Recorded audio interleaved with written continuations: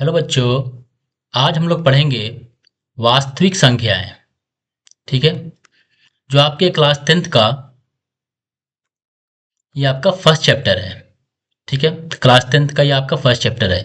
इसमें हम लोग पहले इसका बेसिक चीज को जानेंगे। ठीक है। नंबर्स के बारे में हम लोग पढ़ेंगे। ठीक है। उसके बाद हम लोग चैप्टर के एक एक क्वेश्चन को वो करते हुए आगे बढ़ेंगे। तो आइए सबसे पहले हम जानते हैं कि आपके वास्तविक संख्या में क्या क्या होता है। वास्तविक संख्या में आपका प्राकृत संख्या को पढ़ना है। क्या क्या पढ़ना है आपको? प्राकृत संख्या। ठीक है। एक एक करके आपको हम सारी चीजें बताएंगे। प्राकृत संख्या क्या होता है? ठीक है। देखिए, आपको जानते भी होंगे कि प्राकृत संख्या क्या होता है, फिर भी एक बार हम डिस्कस कर लेते हैं कि प्राकृत संख्या उसको कहते हैं हम लोग जो काउंटिंग नंबर होता है, गिनती की संख्या को हम लोग प्राकृत संख्या कहते हैं। समझे? जैसे मैं आपके 1, 2, 3, ये सब क्या हो गया? ये आपके प्राकृत संख्या होगा। और ये कहाँ तक जाएगा आपका? आपका ये जाएगा इन्फिनिटी तक, अनंत तक जाएगा। ठीक है। तो प्राकृत संख्या समझ में आ गया आपको। इसी को इंग्लिश में कहते हैं नेचुरल नंबर। अब जानते हैं पूर्ण संख्या क्या होता है। ठीक है। पूर्ण संख्या। पूर्ण संख्या। देखिए, पूर्ण संख्या क्या हो जाएगा? पूर्ण संख्या होगा जो प्राकृत संख्या है ना, उसी में बस हम जीरो ऐड कर देंगे तो पूर्ण संख्या हो जाएगा। तो जीरो से स्टार्ट जो संख्या होता है वो पूर्ण संख्या होता है। 0, 1, 2, 3 एंड सो ऑन। ठीक है। ये सब आपके पूर्ण संख्या होगा, जिसको होल नंबर कहते हैं हम लोग। क्या कहते हैं हम लोग? इसको होल नंबर, इंग्लिश में होल नंबर कहेंगे इसको हम लोग। ठीक है। और एक जानते हैं पूर्णांक संख्या। ठीक है। पूर्णांक संख्या।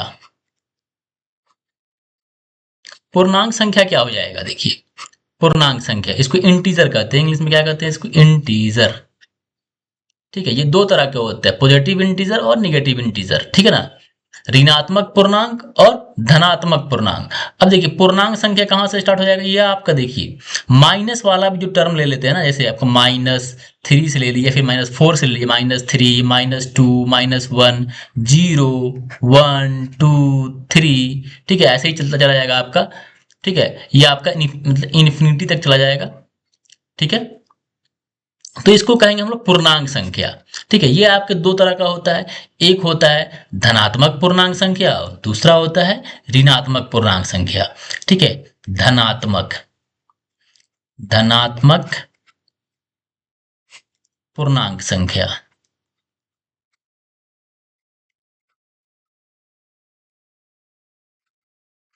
देखिए, धनात्मक पूर्णांक संख्या किसे कहेंगे हम लोग? धनात्मक पूर्णांक संख्या कहेंगे। जैसे 1, 2, 3। ठीक है। ये सब आपका धनात्मक पूर्णांक संख्या हो जाएगा। और एक होता है ऋणात्मक पूर्णांक संख्या। ऋणात्मक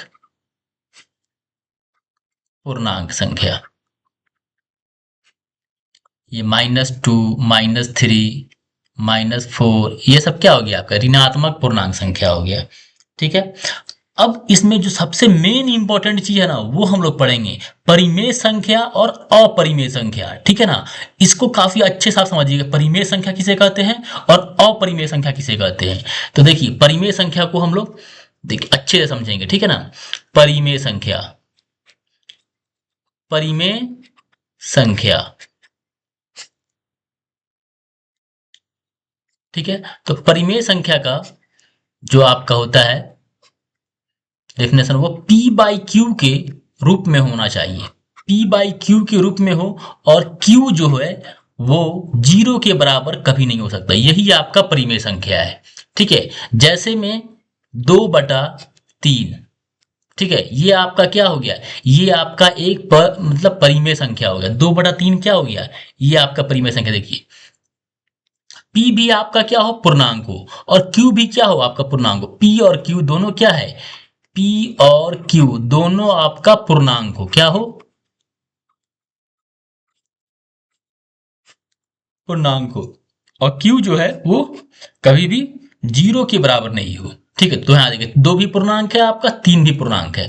समझे? और 3 जो है वो 0 के बराबर नहीं है।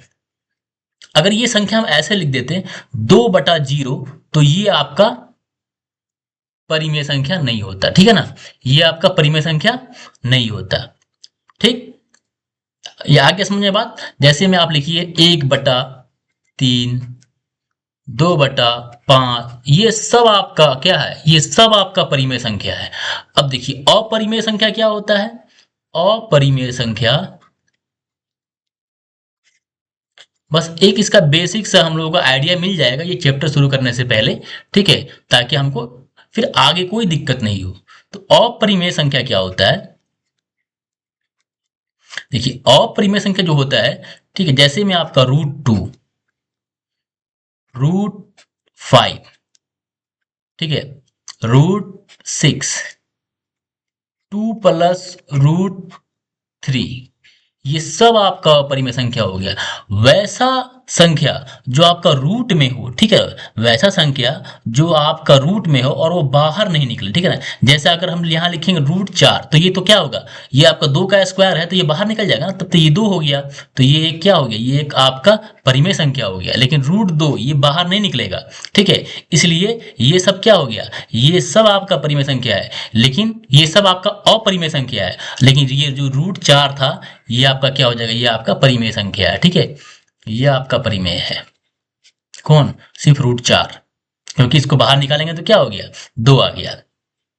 और ऐसे भी हम यहाँ पे लिखेंगे 2, 3, 4, ये सब भी आपका क्या है, ये सब भी आपका परिमेय संख्या, क्योंकि इसके नीचे क्या है, कुछ नहीं है, तो 1 है, इसके भी नीचे 1 है और इसके भी नीचे 1 है, ठीक है। तो 2 और यहाँ देखिए 2 और 1 ये दोनों क्या है, पूर्ण, यह आपका क्या है, पूर्णांक संख्या है ना, ये आपका पूर्णांक संख्या है। और जो ये यहाँ पे नीचे में है वो आपका 0 के बराबर नहीं है, तो आपका परिमेय संख्या का कंडीशन को क्या कर रहा है, ये फुलफिल कर रहा है, ठीक है ना। इसलिए ये सब क्या हो जाएगा, 2, 3, 4 जितनी भी काउंटिंग के नंबर हैं, ठीक है ना, वो सब क्या है, आपका परिमेय संख्या है, ठीक है। लेकिन जो रूट में लगा रहेगा वो आपका अपरिमेय संख्या हो जाएगा। ऐसे ही एक आता है पाई, ठीक है ना, पाई भी क्या है, आपका अपरिमेय संख्या। कई मरतबा क्वेश्चन में पूछा हुआ है, आपका एग्जाम में क्वेश्चन पूछे हुआ है कि पाई क्या होता है, परिमेय संख्या है कि अपरिमेय संख्या, इसको याद रखे रहिएगा, कभी भी पूछ सकता है आपके एग्जाम में, ठीक है। अब इसका हम एक फ्लो चार्ट बनाए हुए हैं, उस आप फ्लो चार्ट को देख लीजिएगा, सारे डाउट क्लियर हो जाएगा, ठीक है। आइए देखते हैं हम उसके फ्लो चार्ट को, ठीक है। यहाँ पे देखिए वास्तविक संख्या के अंदर क्या क्या आता है, वास्तविक संख्या मतलब इसका रियल नंबर, ठीक है ना। तो इसके अंदर क्या क्या आएगा, इसके अंदर आएगा परिमेय संख्या और अपरिमेय संख्या, ठीक है। परिमेय संख्या और अपरिमेय संख्याओं का जो समूह होता है उसको हम लोग कहते हैं वास्तविक संख्या, ठीक है। इतनी बात क्लियर हो गई। अब आगे हम लोग पढ़ते हैं परिमेय संख्या को फिर हम लोग 2 भाग में बांटेंगे, पूर्णांक संख्या में और भिन्न संख्या में, ठीक है। भिन्न संख्या भी अभी आपको हम डिस्कस करेंगे, ठीक है। पूर्णांक संख्या तो हम डिस्कस कर चुके हैं कि पूर्णांक संख्या जो होता है क्या होता है, वो आपका निगेटिव वाला भी और 0 भी और आपका पॉजिटिव वाला भी, ऋणात्मक, 0 और धनात्मक, सभी को हम लोग पूर्णांक संख्या कहेंगे, ठीक है। जैसे यहाँ पे अभी हमने बताया, जैसे -1, 0, 1, 2, ये सब क्या है, आपका पूर्णांक संख्या है, ठीक है। और देखिए भिन्न संख्या क्या होता है, भिन्न का मतलब क्या हो गया, फ्रैक्शन, जैसे 2/3, ये सब क्या हो गया, ये सब आपका भिन्न संख्या हो गया।